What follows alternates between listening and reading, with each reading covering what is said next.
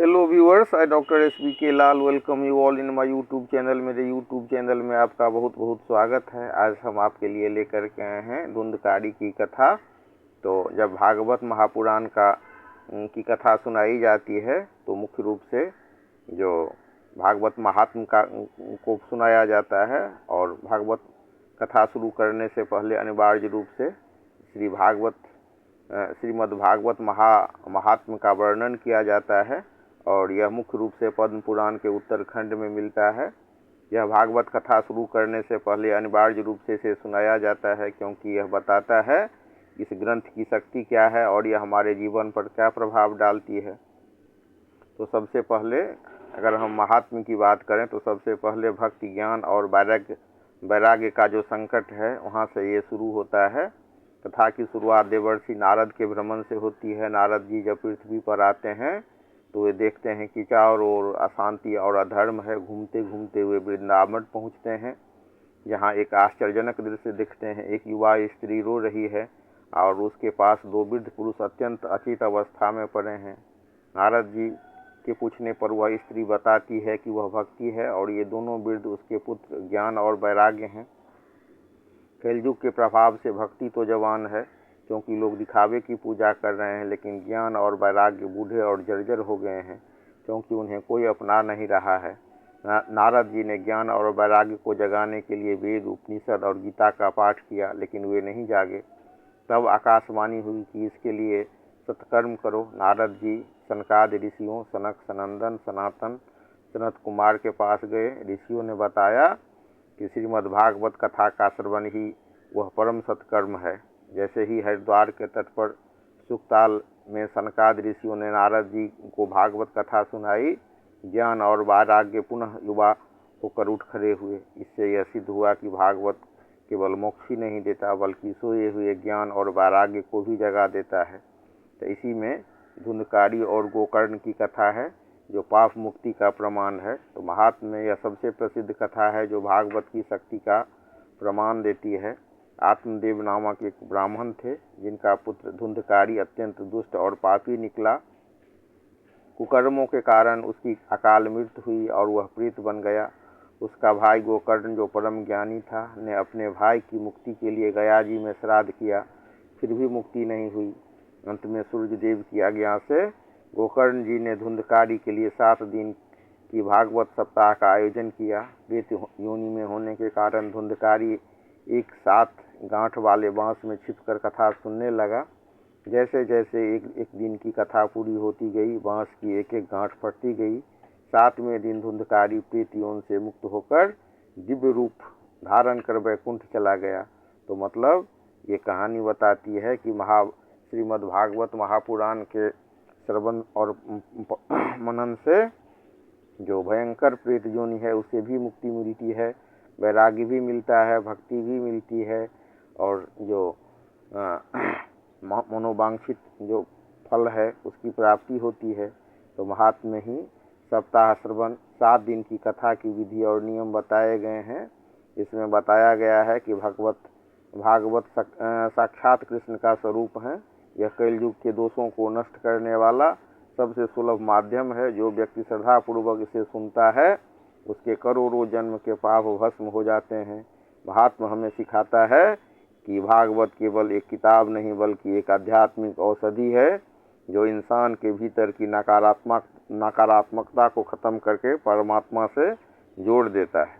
और इसी परिप्रेक्ष्य में आत्मदेव और धुंधली की कथा है। श्रीमद् भागवत महापुराण के आत्मोपाख्यान में आत्मदेव और उनकी पत्नी धुंधली की कथा विस्तार से मिलती है।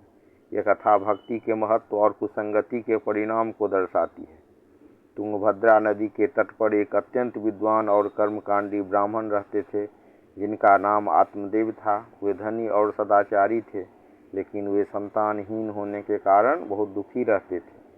उनकी पत्नी का नाम धुंधली था, जो सुंदर तो थी, लेकिन स्वभाव से बहुत कर्कश, झगड़ालू और अपनी ही बात को ऊपर रखने वाली थी।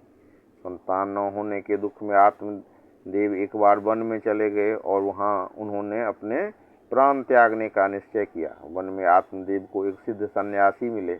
आत्मदेव ने अपना दुख उन्हें सुनाया पहले तो सन्यासी ने उन्हें समझाया कि संतान प्रारब्ध से मिलती है और उन्हें भक्ति की ओर ध्यान लगाना चाहिए, लेकिन जब आत्मदेव नहीं माने तो महात्मा ने उन्हें एक दिव्य फल दिया और कहा कि इसे अपनी पत्नी को खिला देना, जिससे उन्हें पुत्र रत्न की प्राप्ति होगी। आत्मदेव ने यह फल धुंधली को दे दिया, लेकिन धुंधली के मन में कई शंकाएं थी, जैसे प्रसव की पीड़ा, गर्भ के दौरान घर के कार्यों में असमर्थता आदि। तो प्रसव के कष्ट को नहीं झेलना चाहती थी और संतान उत्पन्न करने के लिए जो कष्ट सब होता है उससे वो बचना चाहती थी। तो उसने वह फल खुद न खाकर अपनी गाय को खिला दिया। उस समय धुंधली के बहन ने उसे एक उपाय बताया। वह स्वयं गर्भवती होने का ढोंग करे और जब उसकी बहन को बच्चा हो तो वह उसे धुंधली को दे देगा। बदले में आत्मदेव को लगेगा कि वह उनका ही पुत्र है। समय बीतने पर धुंधली ने अपने बहन के पुत्र को अपना बताकर पेश किया, जिसका नाम धुंधकारी रखा गया। दूसरी ओर जिस गाय ने वह फल खाया था उसने भी एक मनुष्य बालक को जन्म दिया। उस बालक के कान गाय के समान थे, इसीलिए उसका नाम गोकर्ण रखा गया। गोकर्ण एक अत्यंत ज्ञानी, शांत और भगवान के परम भक्त निकले। वहीं धुंधकारी अत्यंत दुष्ट, हिंसक, शराबी और व्यभिचारी निकला। उसने अपने माता पिता को बहुत प्रताड़ित किया। धुंधकारी के अत्याचारों से तंग आकर आत्मदेव गोकर्ण की सलाह पर घर छोड़कर वन चले गए और वहां भगवान की भक्ति करके मोक्ष प्राप्त किया। बाद में धुंधकारी ने अपनी मां धुंधली को भी धन के लिए प्रताड़ित किया, जिससे दुखी होकर उसने कुएं में कूदकर अपनी जान दे दी। अंततः धुंधकारी की हत्या उसकी वेश्याओं ने ही कर दी और वह प्रेत योनि में चला गया। गोकर्ण ने गया में श्राद्ध किया, लेकिन उसकी मुक्ति नहीं हुई। अंत में सूर्यदेव की आज्ञा से गोकर्ण ने श्रीमद् भागवत सप्ताह का आयोजन किया, जिससे धुंधकारी का उद्धार हुआ और उसने देह को त्यागा, प्रेत योनि का जो देह था उसको त्यागा और उसे दिव्य देह प्राप्त हुआ। यह कथा बताती है कि केवल संतान की इच्छा करना पर्याप्त नहीं, बल्कि संस्कारों का होना अनिवार्य है। साथ ही यह भागवत कथा के श्रवण के महिमा को भी रेखांकित करती है। तो हमने देखा कि इतना जो पापी, व्यभिचारी और दुष्ट व्यक्ति था, जो मरने के बाद जिसको प्रेत योनि मिलती है, उसको भी भागवत कथा के महात्म्य से, भगवान श्री कृष्ण के प्रेरणा से, उसको भगवान श्री कृष्ण के कृपा से उसे ये प्रेत योनि से मुक्ति मिलती है और भगवान के परम ध्यान की प्राप्ति होती है। तो यह जो कथा है श्रीमद् भागवत कथा, यह अर्थ, धर्म, काम और मोक्ष सबको देने वाली कथा है। तो सबसे पहले जब भागवत कथा की प्रारंभ होती है तो उसमें भक्ति, ज्ञान और वैराग्य का जो संकट है उसके बारे में बात होती है कि कैसे एक युवा स्त्री यानी कि भक्ति रो रही है और उसके पास दो वृद्ध पुरुष अचेत अवस्था में पड़े हैं और उनके जो दो पुत्र हैं वो ज्ञान और वैराग्य हैं। तो ज्ञान और वैराग्य पर भी जब संकट होता है और भक्ति की जब दुखी होती हैं तो श्रीमद् भागवत महापुराण के पारायण से और उनके श्रवण से भक्ति भी बलवती होती हैं, उनका भी दुख दूर होता है और उनके जो वृद्ध पुरुष पुत्र हैं, जो दो वृद्ध पुत्र हैं, उनको भी जो नया कलेवर मिलता है और वो भी जागृत होते हैं। तो नारद जी ने ज्ञान और वैराग्य को जगाने के लिए वेद, उपनिषद और गीता का पाठ किया, लेकिन वे जब नहीं जागे तब आकाशवाणी हुई कि उसके लिए सत्कर्म करो। तो नारद जी सनकादि ऋषियों के पास गए। सनक, सनंदन, सनातन, सनत कुमार ऐसे जो सनकादि ऋषि थे उनके पास नारद जी जाते हैं और ऋषि के हिसाब से श्रीमद् भागवत कथा का श्रवण करते हैं और वो ऋषि बताते हैं कि श्रीमद् भागवत कथा का श्रवण ही परम सत्कर्म है। तो जैसे ही हरिद्वार के तट पर सुखताल में सनकादि ऋषियों ने नारद जी को भागवत कथा सुनाई, ज्ञान और वैराग्य पुनः युवा होकर उठ खड़े हुए। इससे यह सिद्ध होता है कि भागवत केवल मोक्ष ही नहीं देती, बल्कि सोए हुए ज्ञान और वैराग्य को भी जगा देती है।